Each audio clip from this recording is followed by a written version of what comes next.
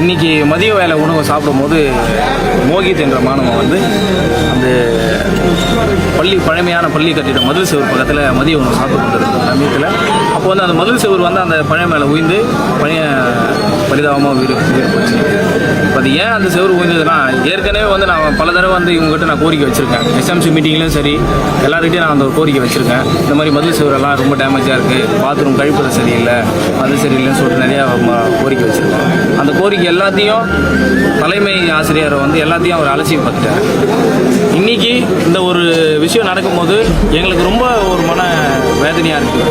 ஏன்னா இத்தனை வருஷமாக நாங்கள் கஷ்டப்பட்டு பெற்று வளர்த்த புள்ளியை எதுவுமே தெரியாமல் ஒரு பிரோஜனமே இல்லாத ஒரு உயிர் போச்சேன்னு சொல்லிட்டு நாங்கள் ரொம்ப மன வருத்தத்தில் இருக்கோம்.